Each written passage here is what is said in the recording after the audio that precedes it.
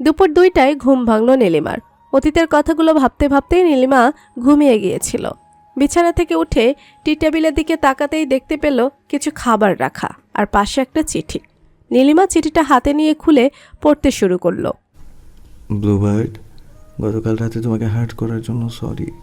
তুমি আমায় মিথ্যে কথা বলেছিলে। ভয়ে বলো আর যে কারণেই বলো, তোমার মিথ্যে কথায় আমি প্রচুর কষ্ট পেয়েছি। নিজের অমূল্য সম্পদের দিকে যখন অন্য কেউ নজর দেয়, সেটা যে কতটা কষ্টদায়ক তোমাকে হয়তো বোঝাতে পারবো না।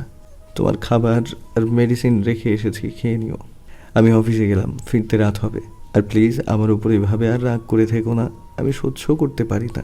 তোমার হাসি মুখটা যে আমার বড্ড প্রিয়, তুমি কেন বুঝো না ব্লুবার্ড, আমার ব্লুবার্ড। চিঠিটা পড়া শেষে ছোট একটা নিঃশ্বাস ছাড়ল নীলিমা। মনে মনে ভাবল, আজ থেকে আর আপনার সাথে ঝগড়া করব না, তবে সুযোগ বুঝে ঠিক পালাবো। তারপর নীলিমা একটা লম্বা সময় নিয়ে শাওয়ার নিল। খাওয়া দাওয়া করে বাগানে গিয়ে ফুল গাছগুলো দেখতে লাগলো। এখন ওর মনটা একদম ফুরফুরে লাগছে। খোলা আকাশের নিচে মন ভরে নিঃশ্বাস নিচ্ছে। হঠাৎ বাইরে গাড়ির হর্ন শুনতে পেল। সেদিকে তাকিয়ে দেখলো মেহেরান গাড়ি থেকে নামছে। নীলিমাকে বাগানে দেখে একটা মুস্কি হাসি দিল। নীলিমা এই সময় মেহেরানকে দেখে খুব অবাক হলো। এগিয়ে গিয়ে জিজ্ঞেস করলো, আপনার তো রাতে আসার কথা, এত তাড়াতাড়ি এলেন যে? মেহেরান আবারও মুস্কি হেসে উত্তর দিল, কেন, তাড়াতাড়ি কি আসতে পারি না? আমার বউ অভিমান করেছে, ভাবলাম রাত করে বাসায় ফিরলে অভিমানের পাল্লা ভারী হবে। আমি এত ভার বহন করতে পারবো না, তাই তাড়াতাড়ি চলে এলাম। শোনো, তোমাকে নিয়ে আজ ডিনারে যাব। কাভার্ডে একটা নীল শাড়ি আর জুয়েলারি রাখা আছে, ওগুলো পরে রেডি হয়ে নেবে। নীলিমা মনে মনে খুব খুশি হলো। ঠোঁট প্রসারিত করে বলল, সত্যি আপনি আমাকে ডিনারে নিয়ে যাবেন? আমি তো বিশ্বাসই করতে পারছি না। I am so excited. আচ্ছা, আমরা কোন রেস্টুরেন্টে যাব? রেস্টুরেন্ট বুক করে রেখেছি, সেটা গেলেই দেখতে পাবে। নীলিমা যেন খুশিতে গদগদ হয়ে যাচ্ছে। কতদিন পর বাইরে যাবে মনে মনে ভাবল। যাক, সাইকোটার একটু বুদ্ধি শুদ্ধি হয়েছে। এখন আপাতত পালানোর চিন্তা বাদ দিই, এবারের পরীক্ষার পর পালাবো। এখন গিয়ে মনের সুখে নাচানাচি করি। সাইকোটা আমায় ঘুরতে নিয়ে যাবে এটা ভেবেই তো পানিতে ঝাঁপ দিতে মন চাইছে, কিন্তু আমি তো সাঁতার জানি না। ধুর, আমি যে কি ভাবি! আমিও মনে হয় সাইকোর সাথে সাথে হাফ সাইকো হয়ে গিয়েছি। সন্ধ্যার একটু পর থেকে নীলিমা আয়নার সামনে দাঁড়িয়ে শাড়ির কুচি ঠিক করছে আর গুনগুন করে গান গাইছে। কারণ আজ নীলিমার খুশির দিন। ও বাইরে ঘুরতে খুব পছন্দ করে আর রেস্টুরেন্টে যেতেও খুব পছন্দ করে, কিন্তু রেহানার আন্টি বাইরের খাবার খাওয়া পছন্দ করেন না, তাই নীলিমা রেস্টুরেন্টে তেমন যেত না। নীলিমা শাড়ির কুচিগুলো ঠিক করে চুলগুলো খোপা করে নিল। হঠাৎ মেহরান দরজায় নক করলো, বলল, আসবো? ওরে আল্লাহ, চাঁদ তারা আজ কোন দিকে উঠলো? সাইকো সাহেব ভেতরে আসার জন্য নক করলো। একদিনে দেখছি অনেক পরিবর্তন হয়েছে। নীলিমা বিড়বিড় করে কথাগুলো বলে স্বাভাবিক স্বরে বলল, আপনার বাড়ি, আপনার ঘর, আপনি আসবেন না তো কে আসবে? আসুন আসুন, ভেতরে এসে আমাকে উদ্ধার করুন। না মানে, তুমি যেহেতু শাড়ি পরছিলে, তাই কি অবস্থায় থাকো না থাকো তাই নক করলাম। আর আমি ভেবেছিলাম তুমি শাড়ি পরতে পারো না, তাই ভাবলাম হেল্প করব। কিন্তু তুমি দেখি পুরো রেডি হয়ে গেছো। নীলিমা মুস্কি হেসে জিজ্ঞেস করলো, আমার সম্পর্কে এত কিছু জানেন, এটা জানেন না যে আমি শাড়ি পরতে পারি? সেই কলেজ লাইফ থেকে আমাদের কলেজে বিভিন্ন ফাংশনে শাড়ি পরতে হতো, তাই রেহানা আন্টি আমাকে সুন্দর করে শাড়ি পরা শিখে দিয়েছে। আমিও শিখে নিয়েছি যেন মুভির মতো আমার হাজবেন্ডের কষ্ট না হয়। এনিওয়ে, আমি রেডি। এই বলে নীলিমা আয়নার দিক থেকে ঘুরে মেহেরানের দিকে তাকিয়ে হাঁ করে রইল। মেহেরান একটা নীল রঙের টি শার্ট পরেছে, সাথে গ্যাবারিং প্যান্ট আর ব্ল্যাক শু। এক কথায় মারাত্মক লাগছে দেখতে, পুরো চকলেট পায়। এদিকে নীলিমা মেহেরানের দিকে ফিরতেই মেহেরানও মুগ্ধ নয়নে তাকিয়ে রইল। নীল শাড়ি, নীল চুড়ি, নীল ঝুমকো, চোখে গাঢ় কাজল, হালকা মেকআপ, ঠোঁটে হালকা পিঙ্ক কালার লিপস্টিক, সব মিলিয়ে নীলিমাকে দেখতে অসাধারণ লাগছে। মেহেরান নীলিমার কাছে এসে কপালে একটা চুমু দিল। তারপর ড্রেসিং টেবিলের ড্রয়ার থেকে একটা কৃত্রিম নীল গোলাপ বের করে নীলিমার খোপায় গুজে দিয়ে বলল, তোমায় অসম্ভব সুন্দর লাগছে ব্লুবার্ড। তুমি এত সুন্দর কেন? তোমার রূপের বর্ণনা দিয়েও আমি শেষ করতে পারবো না। মেহেরান নীলিমার কানের কাছে এসে ফিসফিস করে বলল, আমি যে সেই কাঙ্ক্ষিত দিনটির জন্য আর অপেক্ষা করতে পারছি না ব্লুবার্ড। নীলিমা যেন এতক্ষণ একটা ঘোরের মধ্যে ছিল। মেহরানের শেষের কথাটি শুনে ওর ঘোর কেটে গেল। নীলিমা কথা ঘোরানোর জন্য বলল, আপনি আমায় যত সুন্দরী বলেন, আমি কিন্তু ততটাও সুন্দরী না। আমার থেকেও অনেক সুন্দরী মেয়ে আছে, খুঁজলেই পেয়ে যাবেন। বাই দ্য ওয়ে, আপনাকেও দেখতে খুব সুন্দর লাগছে, পুরোই চকলেট বয়।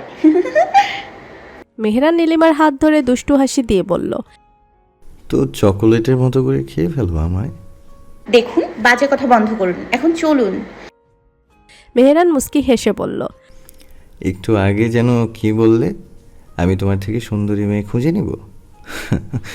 হাসালে আমায়। তুমি এখনো আমাকে চিনতে পারোনি ব্লুবার্ড। তুমি আমার কাছে সবচেয়ে বেশি সুন্দরী। তোমার আর আমার মাঝে যদি অন্য কোনো রূপবতী নারীও ঢুকে পড়ে, তাকে আমার টুকরো টুকরো করে কুকুরের খাদ্য বানাতে একটু হাত কাঁপবে না, কারণ তোমাকে খুব খুব খুব বেশি ভালোবাসি ব্লুবার্ড। কথাগুলো বলে মেহরান নীলিমার হাত ধরে বাসা থেকে বের হলো। প্রথমে ওরা হাতির ঝিলে গেল, সেখানে কিছুক্ষণ হাঁটাহাঁটি করে গাড়ি নিয়ে রেস্টুরেন্টের উদ্দেশ্যে রওনা হলো। ওরা লিফট দিয়ে উঠে 3rd ফ্লোরে পৌঁছালো। নীলিমা রেস্টুরেন্টে ঢুকে বেশ অবাক হলো, কারণ রেস্টুরেন্টে কোনো মানুষজন নেই, একদম নীরব নিস্তব্ধ।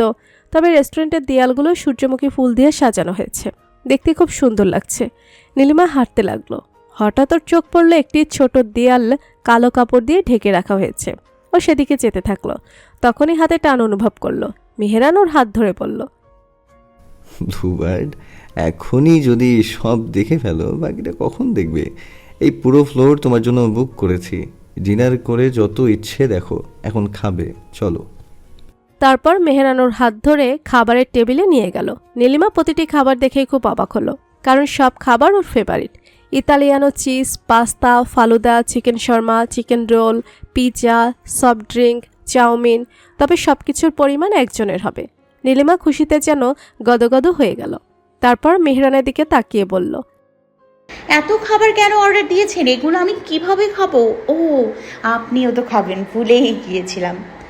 মেহরান বলল, এত খুশি হওয়ার দরকার নেই, এখন খেয়ে নাও। সব কিছুর পরিমাণ অল্প, আইটেম বেশি হলেও আশা করি তোমার তেমন সমস্যা হবে না। আমি জানি এগুলো তুমি সব খেতে পারবে, আমার খাদু পাখি। তাই মেলোড্রামা না করে খেয়ে নাও। আর আমি চাউমিন অ্যান্ড থাই স্যুপ খাবো। নীলিমার কথা না বাড়িয়ে খেতে বসলো। কিন্তু মেহরানের মুখে খাদু পাখি নামটা শুনে নীলিমার বেশ মান সম্মানে আঘাত লাগলো। পরক্ষণে ভাবল, খাদু পাখি বলেছে তাতে কি হয়েছে? সত্যি তো বলেছে, খাওয়ার ক্ষেত্রে নো স্যাক্রিফাইস।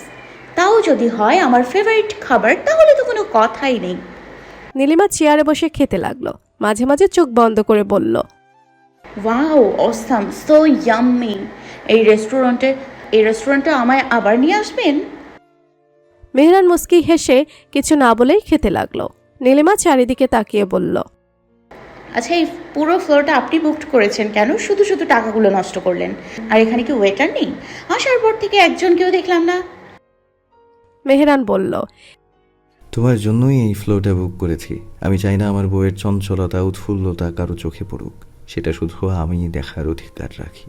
আর ওয়েটার তো আমার আসার 5 মিনিট আগেই সব খাবার সার্ভ করে বেরিয়ে গেছে। আমি চাই না আমাদের এই সুন্দর মুহূর্তগুলো তুমি আর আমি ছাড়া অন্য কেউ উপভোগ করুক, কারণ তোমার ক্ষেত্রে আমি বড্ড বেশি হিংসুটে ব্লুবার্ড। এই বলে মেহরান খেতে শুরু করলো। নীলিমা ভুরু জোড়া কুঁচকে মেহরানের কথাগুলো শুনছিল। কথা শেষ করে মেহরানকে খেতে দেখে ভাবল, সাইকোটা কতটা হিংসুটে ভাবা যায়। ধুর, সে তার হিংসু নিয়ে গোল্লাই যাক, আমি খেতে থাকি। আশেপাশের লোকজন না থাকাতে বেশ ভালোই হয়েছে। যেভাবে ইচ্ছা সেভাবে চেটে পুটে খাবো। কাঁটা চামচ দিয়ে ফ্যাশন করে খেতে আমার একদম ভালো লাগে না। হাতে গোনা 2 থেকে 3 বার রেস্টুরেন্টে এসে 15 মিনিটের খাবার 30 মিনিটে শেষ করেছি। সবাই এমনভাবে কাঁটা চামচ দিয়ে খায় যেন কেউ কখনো খাবারে হাতে লাগায়নি। আবার কেউ হাত দিয়ে খেলে উদ্ভটভাবে তাকিয়ে থাকে, যেন চিড়িয়াখানার জিরাফ দেখছে। মনে মনে এত বকবক না করে তাড়াতাড়ি খাও, তোমার জন্য গিফট আছে। নীলিমা তাকিয়ে দেখলো মেহরানের খাওয়া শেষ। গিফটের কথা শুনে ওর আর তর সইল না। তাড়াতাড়ি করে বাকি খাবারগুলো খেয়ে নিল। টিস্যু দিয়ে মুখ মুছতে মুছতে বলল, তাড়াতাড়ি বলুন না, কি gift? I am so excited. জানেন তো, গিফট আমার খুবই ভালো লাগে। কলেজে ছেলেগুলো যখন আমায় প্রপোজ করতো, তখন বিভিন্ন গিফট নিয়ে আসতো। আমি তো বেশ খুশি হতাম, কিন্তু গিফটগুলো নিতাম না। ওগুলো নিলেই তো প্রপোজ অ্যাকসেপ্ট করতে হতো।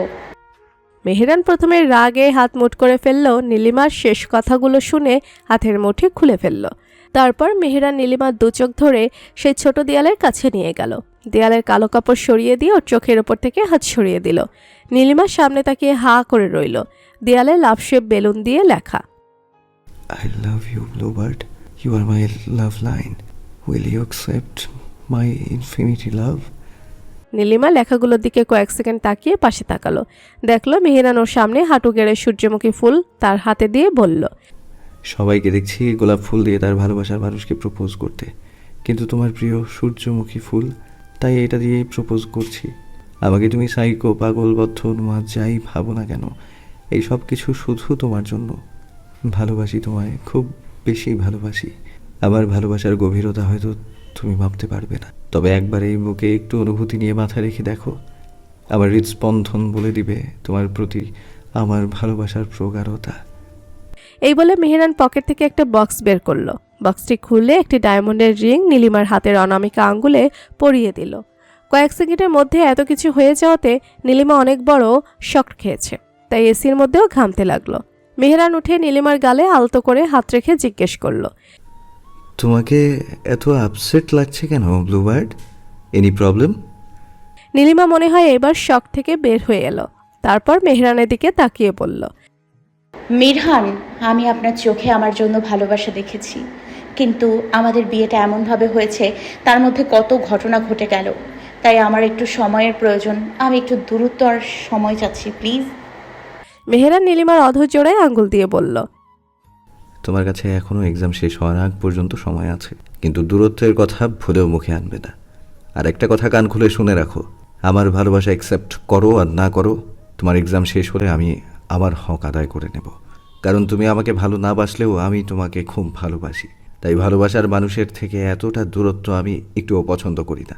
তোমাকে শুধু পরীক্ষার জন্য আর মেন্টালি প্রিপেয়ার্ড হওয়ার জন্য এতটা সময় দিলাম, নইলে আমার 12 বছরের অপেক্ষার অবসান অনেক আগেই ঘটাতাম। এই বলে নীলিমার হাত ধরে রেস্টুরেন্ট থেকে বের হয়ে গেল।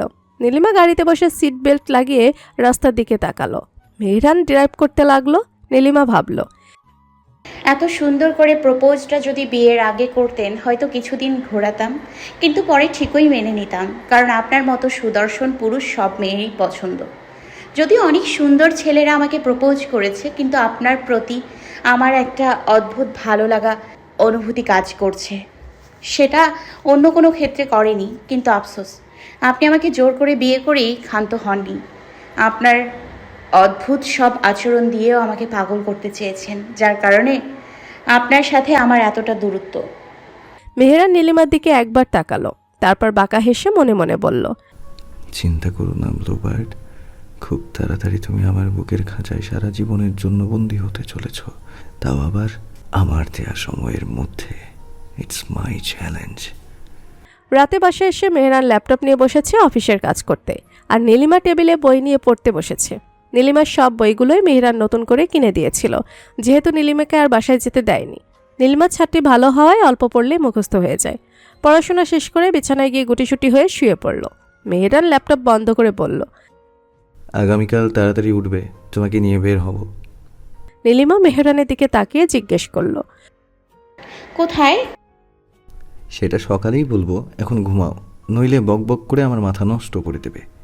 বজ্জাত লোক, সব সময় অর্ধেক কথা বলে আমার কৌতূহল বাড়িয়ে বলে আমি নাকি বকবক করি। যখন একেবারে চলে যাব তখন বুঝবি কত ধানে কত চাল। মনে মনে কথাগুলো বলে কমফোর্টার গায়ে জড়িয়ে ঘুমিয়ে পড়ল নীলিমা। সকাল 8টায় ঘুম ভাঙল চোখে পানির ছিটা পড়াতে। তাকিয়ে দেখে মেহেরান হাতে গ্লাস নিয়ে দাঁড়িয়ে আছে। নীলিমা উঠে বসে বলল, এটা কি হচ্ছে? কি সুন্দর করে এক্ষুনি প্রপোজটা করতে যাচ্ছিলাম, মাঝখানে ঠিক ভিলেন হয়ে ঢুকে পড়লেন। মেহেরান চোখ বড় বড় করে বলল, তাই নাকি? তো কাকে প্রপোজ করছিলে? নীলিমা চোখ কসলাতে কসলাতে বলল, ওই তো শাহিদ কাপুরকে মাত্রই প্রপোজ করতে যাচ্ছিলাম, এর মধ্যে আপনি এসে আমার চোখে পানি ঢেলে দিলেন। কি সুন্দর কচি কচি চেহারা, একদমই বয়স বোঝা যায় না, সামনাসামনি আরও বেশি কিউট। হঠাৎ হ্যাঁচকা টানের কারণে বিছানা থেকে হুড়মুড়িয়ে পড়ে গেল নীলিমা। ঘুম ঘুম চোখে বলল, ও মা গো, রাক্ষস ভিলেনটা আমায় মেরে ফেলতে চায় গো, হিংসুটে বজ্জাত খারুস একটা। কথাগুলো চিৎকার করে বলছিল নীলিমা। তখনই মাথায় এক মগ পানি ঢেলে দিল মেহেরান। আকস্মিক ঘটনায় নীলিমা হতভম্ব হয়ে গেল। উপরে তাকিয়ে দেখল মেহেরান রক্তিম চোখে ওর দিকে তাকিয়ে আছে। নীলিমার ঘুম এবার পুরোপুরি ভেঙে গেল। মনে পড়ে গেল স্বপ্নের কথা। শাহেদ কাপুরকেও স্বপ্ন দেখছিল ঠিকই, কিন্তু মেহেরান বাস্তবেই ওর মাথায় পানি ঢেলেছে। নীলিমা শুকনো ঢোক গিলে ফ্লোর থেকে উঠে বিছানায় বসে বলল, সরি, আমি আসলে স্বপ্ন দেখছিলাম। আপনি সকালে তাড়াতাড়ি উঠতে বলেছেন, সেটা ভুলে গেছি। মেহেরান উচ্চ শব্দে বলে উঠল, ভুলে তো যাবেই। গতকাল আমার প্রপোজ অ্যাকসেপ্ট না করে আজ ওই শাহেদ কাপুরকে স্বপ্নে দেখেছি। সব ভুলে যাওয়াটাই স্বাভাবিক। আর তখন কি বললে? আমি নাকি ভিলেন হয়ে তোমাদের মাঝখানে ঢুকেছি? ওকে, এখন আমি ভিলেনের কাজটা করেই দিচ্ছি। মেহেরান নীলিমাকে ধাক্কা দিয়ে বিছানায় ফেলে নিজের উপরও ভর দিয়ে শুয়ে পড়ল। তারপর ওর গলার নিচে তেলটায় গভীরভাবে চুমু দিতে লাগলো। টানা 10 মিনিট পর নীলিমাকে ছাড়ল। নীলিমা প্রথমে কিছুক্ষণ হাত পা ছোড়াছুড়ি করলো, মেহেরানের সাথে আর পেরে ওঠে না। মেহেরান নীলিমাকে ছেড়ে ওঠার আগে ওর গলায় আলতো করে কামড় দিল। নীলিমা মৃদু আর্তনাদ করে উঠল। তারপর মেহেরান উঠে বসল। নীলিমার দিকে তাকে দুষ্টু হাসি দিয়ে বলল, নেক্সট টাইম হিরোদের নিয়ে স্বপ্ন দেখার আগে আমার কথা আগে ভাববে, তাহলে এই লাভ বাইটের কথা মনে পড়ে যাবে। এই নিয়ে সেকেন্ড টাইম লাভ বাইট দিতে বাধ্য হলাম। নীলিমার কান দিয়ে মনে হয় গরম ধোঁয়া বের হচ্ছে। ও কোনো কথা বলতে পারছে না, শুধু বড় বড় নিঃশ্বাস ফেলছে। মেহেরান অনেক আগেই রেডি হয়েছিল। নীলিমার মাথায় পানি ঢালার কারণে অনেকটা ভিজে গিয়েছে, আর মেহেরান ওর ওপর শুয়ে পড়ার কারণে তার শার্টটাও কিছুটা ভিজে গেছে। মেহেরান কাভার্ডের কাছে গিয়ে একটা শার্ট বের করে পরে নিল। সেটা দেখে নীলিমা যেন লজ্জায় মিয়ে গেল, ভাবল, লুচু বেটা সুযোগ পেলেই আমার গলার ওপর নির্যাতন চালায়, এখন আবার নির্লজ্জের মতো আমার সামনে শার্ট চেঞ্জ করলো। কিছু বলতেও পারবো না, বললে আবার কোথায় কোথায় কিস করে বসবে ঠিক নেই, তাই চুপ থাকাই শ্রেয়। আচ্ছা আচ্ছা, খারুসটা আমার স্বপ্ন সম্পর্কে জানলো কিভাবে? সাইকোটা কি আমার স্বপ্নের মধ্যেও অভিযান চালায়? কি হলো, ফ্রেশ হচ্ছ না কেন? গোসল করে তাড়াতাড়ি রেডি হয়ে নাও। আর হ্যাঁ, অবশ্যই হিজাব পরবে, নইলে আমার দেওয়া লাভ বাইট সবাই দেখে ফেলবে। এটা আমি মোটেও চাই না। নীলিমা মুখ ভেঙচি দিয়ে জামা কাপড় নিয়ে ওয়াশরুমে চলে গেল। প্রায় 20 মিনিট পর বের হলো। Nilima navy blue colour georgette 3 piece পরেছে। ভেজা চুল থেকে টপ টপ করে পানি গলার নিচে গড়িয়ে পড়ছে।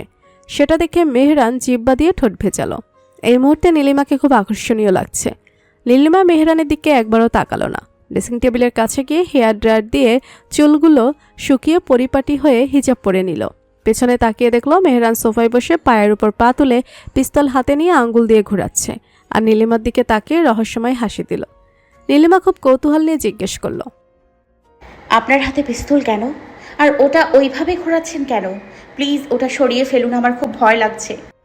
মেহরান ফিচেল হেসে বলল, আচ্ছা ব্লুবার্ড, ধরো আজ তোমার প্রিয় রেহানা আন্টির যদি মৃত্যু হয়, তাহলে তোমার কেমন লাগবে? নীলিমার কর্ণকুহরে কথাগুলো পৌঁছাতেই ওর পুরো শরীরে কাঁপন শুরু হলো। মেহরানের দিকে তীক্ষ্ণ দৃষ্টি নিয়ে বলল, কি বলছেন এসব? আর আজ রেহানা আন্টির মৃত্যু হবে, এসব কথা আপনাকে কে বলল? আমি বলছি, তোমার রেহানা আন্টির মৃত্যু আমার হাতে হবে। মানে খুব সিম্পল। ওকে, তোমাকে বুঝিয়ে বলছি। আজ তোমাকে নিয়ে তোমাদের বাসায় যাব, কারণ সামনে তোমার ফাইনাল এক্সাম। তোমার মা থানায় তোমার মিসিং কমপ্লেইন করেছে। শুনেছি পুলিশ নাকি তোমার ইউনিভার্সিটিতেও গিয়েছিল। সবাই বলেছে তুমি ভার্সিটিতে এসে নোটস নিয়ে গিয়েছো। আমি চাই না তোমার এক্সামের সময় কোনো সিন ক্রিয়েট হোক, তাই আজ তোমাকে চৌধুরী বাড়িতে নিয়ে গিয়ে সব মামলা ডিসমিস করব। আর হ্যাঁ, ওখানে গিয়ে আমি যা বলবো তুমিও তাই বলবে। একটু যদি 19-20 করো, তাহলে ওখানে রেহানা আন্টির লাশ পড়বে। আর আমার শাশুমমকে মেরে আমার হাত নোংরা করার ইচ্ছে নেই। আমি জানি শাশুমমের প্রতি তুমি একদমই উইক না। তোমার উইক পয়েন্ট হলো Rehana aunty. Am I right or am I right? So তুমি কি আমার কথায় রাজি? নীলিমা এতক্ষণ মেহরানের দিকে ড্যাব ড্যাব করে তাকিয়ে ওর ডেঞ্জারাস টাইপ কথাগুলো শুনছিল। প্রথমে ভাবলো বাড়িতে গিয়ে ওকে পুলিশে ধরিয়ে দিবে, পরক্ষণেই ভাবলো জেল থেকে বেরিয়ে যদি রেহানা আন্টিকে সত্যি মেরে ফেলে, না না না, এক্সাম শেষ হলে আমি রেহানা আন্টিকে নিয়ে অনেক দূরে চলে যাব। আর সাইকোটা আমাকে মেন্টালি টর্চার করলেও ফিজিক্যালি তো আর টর্চার করছে না, পড়াশোনাও করতে দিচ্ছে। আমার শরীরে আঘাত না লাগলেই হয়। আর খারুসটা তো বলেছে এক্সামের পর ফুলশয্যা করবে। আমি থাকলে তো ফুলশয্যা করবে, আমি তো এক্সামের পরেই ফুরুত। যাই হোক, সাইকোটার কথাই মেনে নেই। লোকটা সাইকো হলে কি হয়েছে, মাথায় বুদ্ধিতে ভরপুর। কথাগুলো ভেবে নীলিমা মেহরানের দিকে তাকিয়ে বলল, আমি রাজি, আপনি যেটা করতে বলবেন সেটাই করব। দয়া করে আমার রেহানা আন্টির কোনো ক্ষতি করবেন না। মেহরান মৃদু হেসে ভাবল, আমি জানি ব্লুবার্ড, এত সহজে হার মানার পাত্রী তুমি না। নিশ্চয়ই মনে মনে কিছু ছক কষছ। ওকে, আমিও দেখে নিব তুমি কত দূর যেতে পারো। মেহরান এবং নীলিমা দুপুরের একটু আগে চৌধুরী বাড়ি পৌঁছালো। নীলিমা দরজায় নক করার কিছুক্ষণ পর রেহানা বেগম দরজা খুলে দিল। চোখের সামনে নীলিমাকে দেখে নিজের চোখকেও যেন বিশ্বাস করতে পারছেন না। তিনি একবার চোখ জোড়া বন্ধ করে আবার তাকালেন। না, এটা তার মনের ভুল না। থ্রি পিসের সাথে হিজাব পরিহিতা মেয়েটা আর কেউ না, স্বয়ং নীলিমা। রেহানা বেগম আর কিছু না বলেই নীলিমাকে জড়িয়ে ধরলেন। কান্না করতে করতে বললেন, এতদিন কোথায় ছিলে? তুমি জানো আমি আর ম্যাডাম তোমায় কত খুঁজেছি। পুলিশের কাছে মিসিং কমপ্লেইনও করেছি। জানো পুলিশরা কি বলে? বলে তুমি নাকি নিজে থেকেই হারিয়ে গেছো। আমার বিশ্বাস ছিল আমার মামনিটা আমাকে না জানিয়ে এই কাজ কখনোই করবে না। একাধারে কথাগুলো বলে আবারও রেহানা বেগম কান্না করতে থাকলেন। নীলিমাও রেহানা বেগমকে জড়িয়ে ধরে কান্না করে দিল, বলল, আরে আমার সোনা আন্টি, তুমি এত কান্না করছো কেন? আমি তো মরে যাইনি, ফিরে এসছি। এই দেখো, তোমার দুষ্টু বাচ্চা তোমার সামনেই দাঁড়িয়ে আছে। এই বলে নীলিমা রেহানা বেগমের দিকে তাকিয়ে মিষ্টি করে হেসে দিল। এদিকে পেছন থেকে মেহরান সবকিছুই দেখছিল। রেহানা বেগম যখন নীলিমাকে জড়িয়ে ধরেছে, তখনই মেহরান রাগান্বিত হয়ে দুই হাত মুঠ করে ফেলেছে। তারপর মুস্কি হাসি দিয়ে মনে মনে বলল, কুল মেহরান কুল। এখনই যদি তোর আসল রূপ বেরিয়ে আসে তাহলে হিতে বিপরীত হবে। তোর ব্লু বার্ড আর নিজে থেকে তোর কাছে ধরা দেবে না, তাই এই ব্যাপারে চুপ থাকাটাই শ্রেয়। তারপর মেহরান মুখে সৌজন্যমূলক হাসি ঝুলিয়ে নীলিমার পাশে এসে বলল, আসসালামু আলাইকুম আন্টি, কেমন আছেন? রেহানা বেগম এতক্ষণ নীলিমাকে নিয়ে এতটাই ব্যস্ত হয়ে গিয়েছিলেন যে পেছনের মানুষটিকে লক্ষ্যই করেননি। রেহানা বেগম নীলিমাকে ছেড়ে চোখের পানি মুছে মেহরানের দিকে তাকিয়ে সালামের উত্তর দিলেন, বললেন, আলহামদুলিল্লাহ ভালো আছি। তারপর নীলিমার দিকে তাকিয়ে জিজ্ঞেস করলেন, এই ছেলেটাকে তো চিনলাম না মামনি, সে কি তোমার পরিচিত কেউ? রেহানা বেগমের প্রশ্নে নীলিমা কিছুটা ঘাবড়ে গেল। আসলে এতদিন পর ওর আন্টিকে পেয়ে এক্সাইটেড হয়েও ভুলেই গেছিল যে মেহরান ওর পাশে আছে। নীলিমা কিছু বলতে যাবে তখনই মেহরান নীলিমার হাত ধরে রেহানা বেগমের দিকে তাকিয়ে মুস্কি হেসে বলে উঠল, আমি আপনার মেয়ের একমাত্র স্বামী আফরাজ ইমরান চৌধুরী। মেহরানের মুখে কথাটা শুনে রেহানা বেগম বিদ্যুতের মতো চমকে উঠল। What? How is it possible? সিঁড়ি বেয়ে নিচে নামছিল মেহরুন চৌধুরী। দরজার দিকে তাকাতেই নীলিমাকে দেখে সেদিকেই আসছিলেন। তখনই কর্ণকুয়ারে ভেসে আসলো মেহরানের বলা বাক্যটি, যেটা মেহরুন চৌধুরীর বুকে তীরের মতো বিঁধল। ওদের দিকে এগিয়ে গিয়ে বিস্ফোরিত নয়নে নীলিমার দিকে তাকিয়ে জিজ্ঞেস করলেন, এসব কি শুনছি নীলিমা? তুমি কি এতদিন পর বাড়িতে এসে তামাশা শুরু করছো? নীলিমা নিচের দিকে তাকিয়েছিল। কারো দিকে দৃষ্টি দেওয়ার সাহস ওর নেই। মেহরান নীলিমার হাত আর একটু জোরে চেপে ধরল। নীলিমা বুঝতে পারল মেহরান ওকে দিয়ে বিষয়টা ক্লিয়ার করাতে চাইছে। চেহারায় একটা জড়তা নিয়ে আমতা আমতা করে বলে উঠল, উনি সত্যি কথা বলেছেন, উনি আমার স্বামী। ভালোবাসার অনুভূতি বোঝার পর থেকেই আমি তাকে ভালোবাসতাম। সেও আমায় খুব ভালোবাসে, কিন্তু কখনো বাসায় বলার সাহস হয়নি, এমনকি আন্টিকেও বলিনি। যদি তুমি আমার লেখাপড়া বন্ধ করে দাও তাই। আর এতদিন উনি বিদেশে ছিল, 1 মাস আগেই দেশে ফিরেছে। দেশে ফিরে আমাকে বিয়ের প্রস্তাব দিয়েছে। আমি জানি উনি আমাদের বাসায় বিয়ের প্রস্তাব নিয়ে আসলে তুমি বারণ করে দিতে, তাই আমরা সিদ্ধান্ত নিই কাজী অফিসে গিয়ে বিয়ে করে ফেলবো। তারপর আমরা কোর্ট ম্যারেজ এবং ধর্মীয়ভাবে বিয়ে করে ফেলি। এতদিন ভয়ে বাসায় আসিনি, কিন্তু যখন জানলাম তুমি থানায় আমার মিসিং কমপ্লেন করেছো, তখন আর না এসে থাকতে পারলাম না। সামনে আমার ফাইনাল এক্সাম, আমি চাই না একটা মিথ্যে বিষয় নিয়ে কোনো সিন ক্রিয়েট হোক আর আমার স্বামীর কোনো অসম্মান হোক। তাই আজ ওনাকে নিয়ে তোমাদের সাথে দেখা করতে এসেছি। তুমি প্লিজ কেসটা তুলে নাও। কথাগুলো এক নিঃশ্বাসে বলে আবারও নিচের দিকে তাকালো। নীলিমার শরীর অনবরত কাঁপছে। সেটা আর কেউ খেয়াল না করলেও মেহরান এবং রেহানা বেগম ঠিকই খেয়াল করলেন। নীলিমার কথাগুলো শুনে প্রথমে রেহানা বেগমের ভাষা যেন হারিয়ে গিয়েছিল, কিন্তু নীলিমার এই অনবরত কাঁপুনির মানে বুঝলেন তিনি। ছোটবেলা থেকেই নীলিমা যখন মিথ্যা কথা বলে তখন নীলিমার হাত পা কাঁপে। কিন্তু তিনি নির্বাক হয়ে বাকি দৃশ্য দেখার জন্য তাকিয়ে রইলেন। মেহেরান চৌধুরী নীলিমার কাছে এসে ওকে থাপ্পড় দিতে নিলেই তার হাত ধরে ফেলে মেহেরান। মেহেরান চৌধুরী সেটা দেখে হিংস্র বাঘের মতো গর্জে ওঠে। তোমার সাহস হলো কি করে আমার হাত ধরার? তুমি জানো আমি কে? মেহেরানের দিকে রাগান্বিত চোখে তাকিয়ে মেহেরান মুস্কি হেসে বলল, জানি তো আমার প্রিয় শাশু মম। অনেক আগে থেকেই আপনাকে হবু শাশু মম হিসেবে মেনে এসেছি। এখন আপনি আমার আপন শাশু মম। আপনিও না কি যে প্রশ্ন করে আমাকে লজ্জা দেন শাশু মম। এনিওয়ে, আপনাকে কিন্তু বাংলা সিনেমার রিনা খানের রোল প্লে করতে দিলে খুব ভালো হতো। অবশ্য আপনি তার থেকেও ডেঞ্জারাস। যাক, এইসব আমার জন্য কোনো ব্যাপার না, বরং এগুলো আমি বেশ এনজয় করছি। সামনে আরও করব আপনার মেয়েকে নিয়ে। আর হ্যাঁ, একটু আগে যেই অন্যায়টা করতে যাচ্ছিলেন সেটা আর ভুলেও করবেন না, তাহলে এর ফলাফল খুব খারাপ হবে। ভুলে যাবেন না ও আমার বিয়ে করা স্ত্রী। কথাগুলো বলে মেহেরান ছাড়ি দিয়ে মেহেরুন চৌধুরীর হাত ছেড়ে দিল। মেহেরুন চৌধুরী উহ করে আর্তনাদ করে উঠলেন।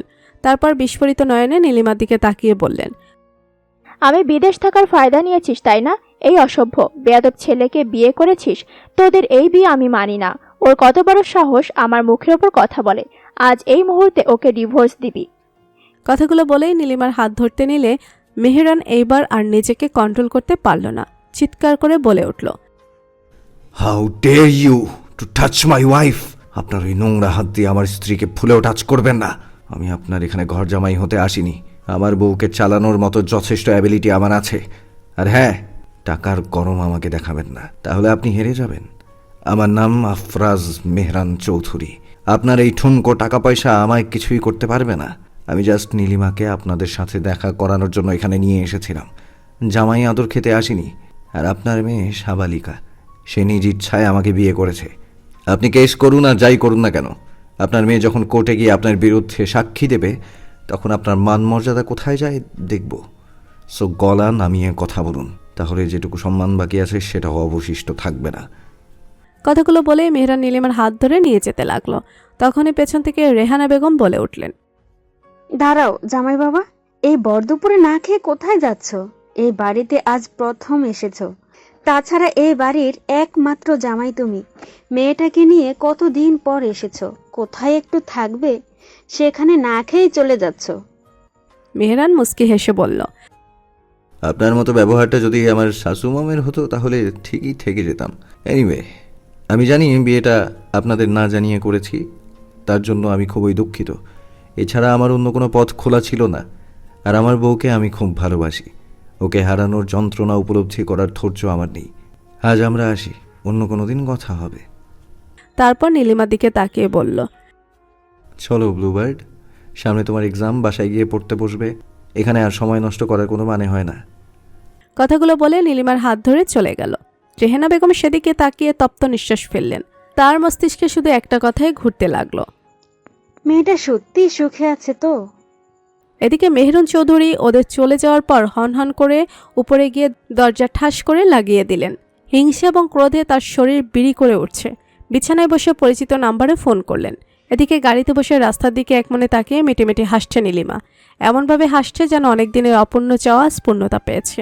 মনে মনে ভাবতে লাগলো, ইস, সাইকোটার গাল ধরে একটা চুমু দিতে মন চাইছে। যেই কাজটা আমি এত বছরেও করতে পারিনি, সেটা কত সহজেই লোকটা করে দিল। মাকে কিভাবে জব্দ করলো। ইস, মায়ের চেহারাটা তখন দেখার মতো ছিল। আমার তো কিছুক্ষণের জন্য মনে হচ্ছিল আমি কোনো রাজ্যের রাজকন্যা, আর ওই খারুজ বেটা রাজকন্যার জন্য রাজকুমার যুদ্ধ করছিল ওই বিশ্বাসঘাতক ঘসেটে বেগমের সাথে। উফ, সিনটা একদম দেখার মতো ছিল। যাক, এতদিনে সাইকোটার একটা কাজে খুব খুশি হলাম, মনটা ভরে গেল। কিন্তু রেহানা আন্টির জন্য মনটা একটু খারাপ লাগছে। কতদিন পর দেখা হলো, ভালো করে একটু কথাও বলতে পারলাম না। অবশ্য আমাদের দেখে মা যেই রিয়েক্ট করেছে আর সাইকোটা যেই রাগী, আমি রিয়েক্ট করলেও থাকতো না। যাক, একদিনে ভালোই হয়েছে। আমার অনিচ্ছা থাকার সত্ত্বেও পাগলটার ওসিলায় সব মিটমাট হয়ে গেল। আমি নিশ্চিত মা কেসটা তুলে ফেলবে, কারণ আমার জন্য তিনি এত অপমানিত কখনোই হবে না। মেহেরান নীলিমার দিকে আর চোখে একবার তাকিয়ে মৃদু হেসে ভাবল, আজ তোমার সামনে তোমার মাকে অপমান করেছি, কিন্তু তাতে তোমার চেহারায় বিন্দুমাত্র কষ্ট দেখতে পাচ্ছি না। ওই মহিলাটা তোমায় কতটা কষ্ট দিয়েছে যে তুমি তার জন্য কোনো মায়া অনুভব করো না। একদিক থেকে আমার জন্য ভালোই হয়েছে। আমি তো এটাই চাইতাম যে আমার ব্লুবার্ড শুধু আমার কথাই ভাববে, আমাকে ভালোবাসবে, আর সেটাই বাস্তবায়িত হয়েছে। এখন শুধু একজনকে তোমার মন থেকে দূরে সরাতে হবে, সে হলো তোমার প্রাণ প্রিয় রেহানা আন্টি। আমার ইনফিনিটি লাভ লাইনে তুমি আর আমি ছাড়া কেউ আসতে পারবে না, কখনো না। কেটে গেল আরও 15 দিন। নীলিমা এই কয়েকদিনে মেহরানের অনেকটা বিশ্বাস অর্জন করতে পেরেছে, কারণ নীলিমা মেহরানের সাথে সবসময় হাসি মুখে কথা বলেছে। মেহরান মাঝে মাঝে দুষ্টি মিষ্টি কথা বললেও নীলিমা তার সাথে তাল মিলিয়েছে। এমনকি এটাও বলেছে এক্সাম শেষ হলে মেহরান যেন ওকে হানিমুনে নিয়ে যায়, সেখানে ওরা মধুচন্দ্রিমা করবে। মেহরান তো খুব এক্সাইটেড হয়ে আছে সেই দিনটির অপেক্ষায়। এদিকে নীলিমার পরীক্ষার প্রিপারেশন খুবই ভালো। পড়াশোনা শেষ করে বিকালবেলা বাগানে গিয়ে ফুল গাছগুলোতে পানি দিচ্ছে আর ওদের সাথে কথা বলছে। আচ্ছা, আমি তো আর মাত্র কয়েকটা দিন এখানে থাকবো, তারপর তো একবারে চলে যাব। তোরা আমায় খুব মিস করবি তাই না? জানিস আমিও তোদের খুব মিস করব, কিন্তু আমার তো কিছুই করার নেই। জেনে শুনে এমন একজন কাঠখট্টা সাইকো টাইপ লোকের সাথে সংসার করা অসম্ভব। আমি তো বিয়ের দিনেই বুঝে গেছিলাম এই লোকটার মাথায় সমস্যা আছে। একসাথে কতগুলো মানুষকে মারতে চেয়েছিল। ভাগ্যিস বিয়ে করতে রাজি হয়েছিলাম, নইলে কতগুলো মানুষের প্রাণ যেত। আর সবচেয়ে বেশি শিওর হয়েছিলাম সেদিন, যেদিন আমার বন্ধু রাতুলকে কি নির্মমভাবে পিটিয়ে হসপিটালে পাঠিয়েছে। তবুও লোকটার মধ্যে কোনো অপরাধ বোধ ছিল না। সে আমাকে জ্যান্ত মমি বানানোর প্ল্যান করছিল। মাঝে মাঝে মনে হয় ওটা আমাকে ভয় দেখানোর জন্য করেছিল, কিন্তু সত্যি যদি মমি বানিয়ে ফেলতো তাহলে আজ আর আমি তোদের মাঝে বেঁচে থাকতাম না। তবে লোকটা যদি আমার সাথে স্বাভাবিক আচরণ করতো তাহলে ঠিকই আমি তাকে ভালোবাসতাম, কারণ সে দেখতে একদম আমার মনের মতো সুদর্শন। সব মেয়েই তাকে পছন্দ করতে বাধ্য, কিন্তু আফসোস সে একজন সাইকো। তার সাথে সারা জীবন কাটিয়ে আমিও সাইকো হতে চাই না। তাই তোদের ছেড়ে চলে যাব। আমার ওপর রাগ করিস না। জানি তোরা কথা বলতে পারিস না, কিন্তু আমার যে তোদের ছাড়া আর কথা বলার মানুষ নেই। কে বলেছে তোমার সাথে কথা বলার মানুষ নেই? হঠাৎ করে কর্ণকুহারের চিরচেনা কণ্ঠ ভেসে আসতেই মনের মধ্যে একরাশ ভয় নিয়ে পেছনে তাকালো নীলিমা। দেখল পকেটে 2 হাত গুজে হাসি মুখে দাঁড়িয়ে আছে মেহরান।